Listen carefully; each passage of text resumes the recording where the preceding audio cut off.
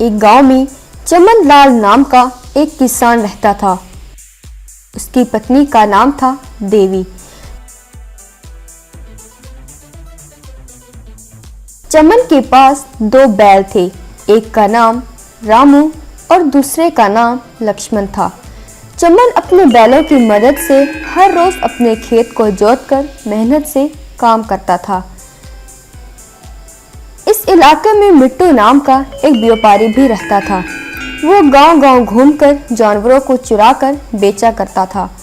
एक बार मिट्टू ने चमन को खेत में काम करते हुए देखा और कहने लगा, अरे वाह, बैल तो हट्टे कट्टे हैं, इनको चुराकर बेचूंगा तो बहुत सारे पैसे मिलेंगे। उसी रात मिट्टू चमन के घर में बंधे हुए बैल को चुरा ले गया। सवेरा हुआ तो चमन की बीवी ने जब बाहर देखा तो हैरान हो गई, क्योंकि वहां बैल नजर नहीं आया और देवी जोर से चिल्लाने लगी, ओ जी सुनते हो, हमारा रामू कहीं दिखाई नहीं दे रहा, जल्दी आओ। बाहर जब चमन दौड़कर आया तो उसने देखा कि रामू नहीं है, तो वो भी परेशान हो गया। पति और पत्नी दोनों सारे गांव में रामू को ढूंढ और आवाजें लगाने लगे,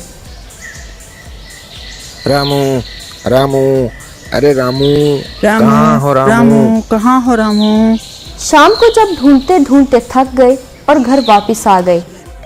ऐ भगवान, पता नहीं हमारा रामू कहाँ होगा, कैसा होगा, इसके बिना हम कैसे जिएंगे। ऐ भगवान, किसी तरह भी हमारा रामू हमारे पास लौटा दो।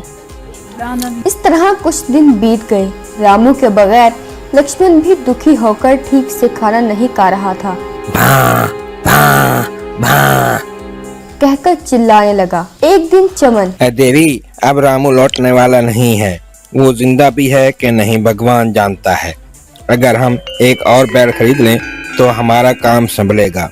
चलो बाजार जाकर एक और बैल खरीद कर लाते हैं। देवी भी मान गई और दोनों पड़ोसी गांव के बाजार में पहुंच गए।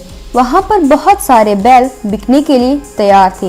एक व्यापारी, आओ भाई आओ, अच्छे अच्छे बैल हैं, हट्टे कट्टे बैल हैं, कम दाम में मिलेंगे, आओ भाई आओ, कहकर बोली लगा रहा था। इतने में देवी को एक दूसरा बैल नजर आया। कहने लगी, ए जी, वहाँ देखें, ये बैल बिल्कुल हमारे रामू की तरह नजर आता है। हाँ देवी, वो हमारे रामू जैसा नहीं, वो हमारा रामू ही है। उसने जरूर हमारे रामू को चुराया होगा, उसे अच्छा सबक सिखाना होगा। उसके बाद वो दोनों गांव के जिम्मेदार से मिले और अपने रामू के बारे में उन्हें बताया।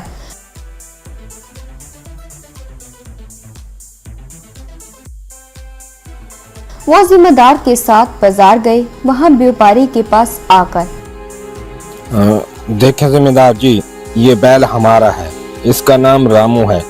इसने हमारे बैल को चुराकर यहाँ बेचने के लिए रखा है। तुम कौन हो? तुम मुझे चोर कह रहे हो? 20 साल से यहाँ मैं धंधा कर रहा हूँ, ये मेरा बैल है। ठीक है, तुम कहते हो कि ये तुम्हारा बैल है, तो तुम इसके बारे में सब कुछ जानते होगे। ये कहते हुए उसने अपने दोनों हाथों से बैल की दोनों आंखों को बंद कर दिया और बोला, ये बैल एक आंख से अंधा है। जब ये छोटा था तो उसको चोट लगी थी और नजर जाती रही। बोलो कौन सी आंख है? तब मैं मानूंगा कि ये बैल तुम्हारा है। वो बाएं आंख। हाँ, बाएं आंख। जब छोटा था तो कांटा चुभ गया था और ये अंधा हो गया था। अच्छी तरह सोचकर जवाब दो, बाद में अफसोस करने का कोई फायदा नहीं होने वाला। ये बताओ कौन सा आंख है? सही बताओ। वो बाईं आंख। नहीं, दाईं आंख। हाँ, हड़बड़ी में मैं भूल ही गया, दाईं आंख है। उसकी दाईं आंख में ही चोट लगी थी। जमींदार जी, इसकी दोनों आंखें बिल्कुल ठीक हैं, कोई चोट नहीं लगी। इसने हड़बड़ाकर झूठ बोला है। चाहे तो आप डॉक्टर को बुलवाकर इसकी दोनों आंखों की जांच करवा सकते हैं। अबे क्यों रे धोखेबाज, कब से कर रहे हो चोरी? तुम्हारी शक्ल से ही पता चलता है कि तुम चोर हो।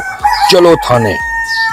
हजूर हजूर मुझे माफ कर दो, मेरी मत मारी गई थी कि मैंने ये चोरी की। मैं आइंदा चोरी नहीं करूंगा, मुझे छोड़ दो।